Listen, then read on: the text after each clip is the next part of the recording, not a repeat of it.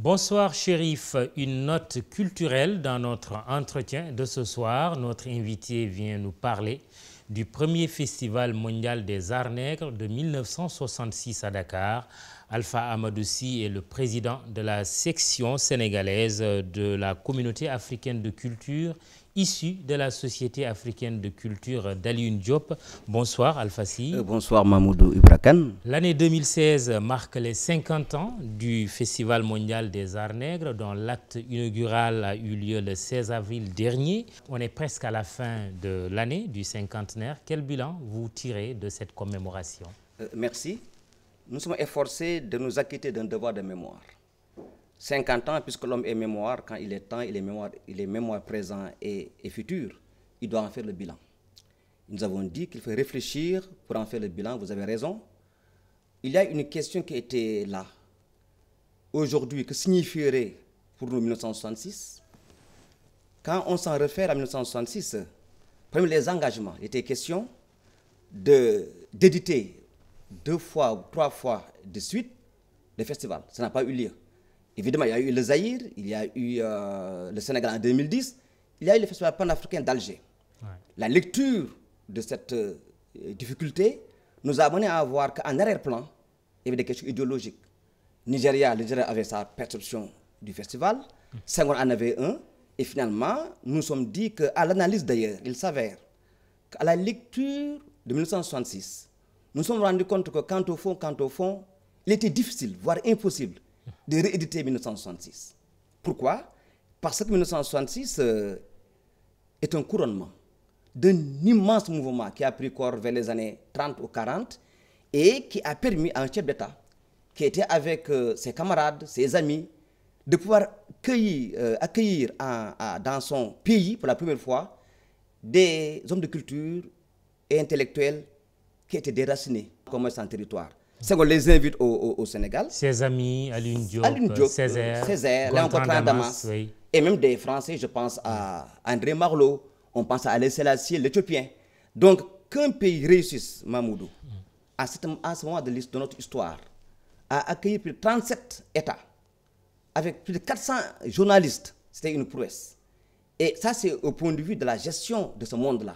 Mais du point de vue de l'envergure, ce qui est extraordinaire dans la lecture de 1966, c'est comment des hommes, d'horizons aussi différents. Parce que déjà, si on prend le cas de la négritude, en tant que courant, il est traversé par des contradictions. Si tant il est vrai qu'on peut réaliser aisément que la conception de Léon Damas n'est pas celle d'un Césaire, ni celle d'un Senghor. Sans parler maintenant de Wole Soyinka ou de Ousmane Sembène. Mais néanmoins, ils ont su faire corps pour s'en tenir à l'essentiel et effectivement éditer ce festival. Ce festival, il y a 50 ans, comment avez-vous réussi justement à reconstituer la mémoire du festival quand on sait les difficultés que nous éprouvons au Sénégal et ailleurs, justement à conserver les archives? Nous avons eu un brin de folie. Et nous avons lancé à travers le monde, on appelle la communication sous la direction du professeur Salou Mbaye, comme on dit à la TDR. Il y a le compte de la justification. Et quand on l'a lancé, ils ont réagi. Et chacun s'est proposé de contribuer à sa façon, qui est par un texte, qui est par un document. Et justement, tout cela rassemblé nous a permis, comme vous l'avez dit, de reconstruire la mémoire. L'exemple le plus frappant. Vous y êtes arrivé? Ah, je crois pour l'essentiel, dans la mesure où, quand je m'en affaire aux films américains sur le festival, et aux films soviétiques sur le festival, déjà, quand je dis américain et soviétique, vous voyez la connotation idéologique qui est derrière. Pleine guerre froide. La guerre froide.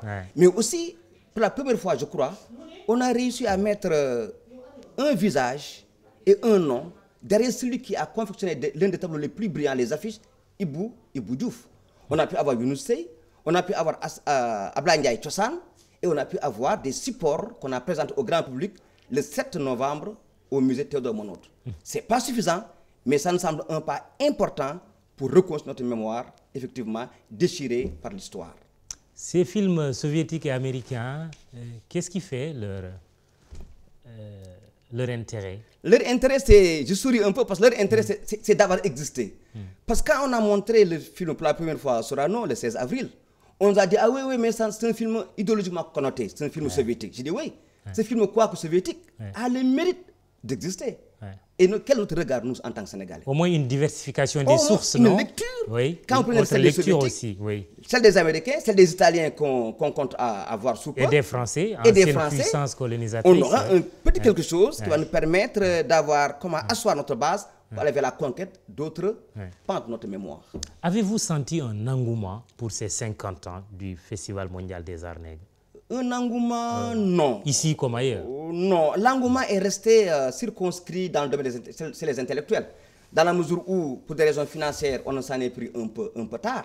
Et le grand projet qu'on avait n'a pas pu se réaliser. On s'en tenu à un engagement minimal. Amener les hommes de culture, créer les conditions d'un dialogue entre ces hommes de culture et surtout faire en sorte que diverses générations puissent offrir les lectures de cet événement. Sous ce rapport, je crois que je l'ai dit à une de vos collègues, on a été sobre parce que la culture, ce n'est pas le meeting, ce n'est pas le grand rendez-vous, je veux dire. Mais il faut faire aussi en sorte que les masses puissent s'en approprier, puissent la saisir, non? Oui, c'est vrai, c'est bon que les masses s'en saisissent, mais en général, le premier moment est d'abord sur les intellectuels qui conçoivent. Regardez les mois de libération. Avant qu'ils ne prospèrent, ils sont souvent conçus par les intellectuels. Et d'ailleurs, si un MSS dit qu'il est la voix des sans-voix, c'est dans la mesure où, en tant qu'individu, il peut porter un discours. Ce discours maintenant, à partir du moment où les masses l'approprient, comme dit Marx, ça devient une force motrice. Justement, quelles sont les recommandations que vous faites pour que ce festival ne disparaisse pas de la mémoire collective? Nous sommes dans l'ambivalence. D'abord, ce festival est important, Mamoudou, égal à ce que je viens d'en dire. Mais aussi, j'ai dit quelque part que ce festival n'est pas rééditable, pour ainsi dire, excusez-moi du terme, dans la mesure où c'est un couronnement. Je donne un exemple. Voulez-vous dire les festivals qui ont suivi ont échoué, dans la mesure où on ne peut pas... celui de 2008, organisé ici, de 2010, de Fesman, a échoué, par la volonté d'Abdoulaye Wade, par les couacs au plan financier. C'est qu'en réalité, l'esprit de 1966 n'a pas été réitéré. Maintenant, le Brésil se positionne pour un festival en 2017, le Festival mondial des arts nègres. Tout à fait, le Brésil se positionne. Mais il faudrait éviter de tomber dans le répétitif. Si les Brésiliens ont l'habitude de refaire ça, nous, on doit tirer les leçons et voir comment réarticuler cet esprit par rapport à notre modernité. Quelles sont vos recommandations, justement? C'est de retenir l'idée du festival et de le réorienter. Exemple, aujourd'hui, au lieu de faire un festival mondial des arts nègres, on ferait un festival mondial de la culture, où chacun aurait sa part. Et le grand hic qui était le problème festival panafricain ou négritude, on peut, je crois, eu égard au questionnement du monde actuel, essayer de les dépasser. Et je dis effectivement au niveau de la CACSEN, on en pose les germes du débat. Il faudrait que les intellectuels et les hommes de culture se retrouvent pour voir dans quelle mesure on peut réorienter. Et là, on a l'idée, mais j'avoue qu'une idée très vague, mais c'est déjà assez important pour aller de l'avant. Je vois parmi un peu les idées que vous dégagez, plaider pour la reconnaissance des acteurs du festival de 66, Serigne Ndiaye Gonzalez, Younous Sey, Abdoulaye Ndiaye Thiossane, Ibou Diouf, Alioune Oumy Diop, déboucher sur la déclaration de Dakar avec des idées fortes, maintenir et rendre opératoire l'idée du festival, créer une structure pour les célébrations et les grandes commémorations, voilà, etc., etc. Oui, c'est important parce que c'est ce qu'on appelle la recherche-action. Si des débats ne débouchent pas sur des actions concrètes, ils n'ont pas de sens. Et je crois que le plus grand acquis qu'on peut avoir dès à présent, c'est de voir que l'engagement des chefs de l'État envers ces hommes que vous venez de citer a été à 90% honoré. Dans la mesure où il leur a envoyé son médecin, en tout cas il a fait un geste et nous en réjouissons. Maintenant, il est évident, il faut penser demain. Parce que ce bilan n'a de sens dans la mesure où il débouche sur demain. Demain, vous l'avez dit, c'est un festival. Demain, c'est quoi? C'est quoi multiplier les stratégies pour récupérer des éléments de notre mémoire qui sont éparpillés à travers le monde. Parce que vous n'êtes pas sans savoir que dans le grand débat sur le patrimoine aujourd'hui, on a des éléments importants qui malheureusement sont sous d'autres Oui, vous parlez de grande collecte des sources de l'histoire du Sénégal conservées à l'étranger. Tout à fait, vous pensez à Paris. Précisément, je crois qu'il y a des batailles. Pourquoi? Parce qu'un peuple sans sa mémoire n'en est pas un. Ce n'est pas un hasard si Cheikh Anta Diop a mené un combat pour montrer que la population égyptienne était à dominante noire. Cet enjeu, c'est quoi? Nous rendre fiers et savoir sur quoi nous arc-bouter pour penser l'avenir. L'avenir, c'est le Brésil, je le disais tout à l'heure, qui organise le Festival mondial des arts nègres en 2017. Quelle réflexion cela vous inspire? Y aller. Y aller en restant nous-mêmes. Y aller en essayant de voir que les questions telles qu'elles se posaient, même si dans leur essence restent les mêmes, leur formulation doit être commandée par la roue de l'histoire. Y aller et éviter de tomber dans la nostalgie. Je dis qu'il y a deux freins pour la pensée humaine, le passéisme et la nostalgie, et la fixation. Donc si on réussit effectivement à repenser ce qui a été fait en 1966, si on parvient à réarticuler nos préoccupations pour revoir notre manière d'être dans ce monde d'aujourd'hui, on en gagnerait beaucoup. Et je crois effectivement que ces perspectives doivent être celles de l'État sénégalais, qui, je crois, serait l'État invité au Brésil. Alors, Alpha Amadou Sy, on est rattrapé par l'actualité. La criminalité fait débat avec une série de meurtres notés depuis quelque temps. Un gros point d'interrogation dans presque tous les esprits. Senghor, l'homme du premier festival mondial des arts nègres. Senghor, l'homme de culture. Senghor, l'humaniste, mais qui a eu à appliquer la peine de mort. Quelle explication vous pouvez nous donner? La criminalité, il faut l'évoquer pour la regretter. Il faut aller au-delà. Mamoudou, on peut être sauvé si c'est un signe que nous lisons correctement. Il y a un malaise qui est profond. Je ne reviendrai pas sur les causes, on en a souvent épilogué. Senghor, quoique poète, quoique humaniste, il est dans l'espace du pouvoir qui a sa logique. L'homme d'État. Je ne justifie pas, c'est un homme d'État qui est confronté à des questions essentielles, entre autres. Gérer son pouvoir et imprimer à l'espace politique sénégalais la stabilité que requiert le développement. Il est évident que faire tuer un homme, du point de vue humain, c'est à dénoncer.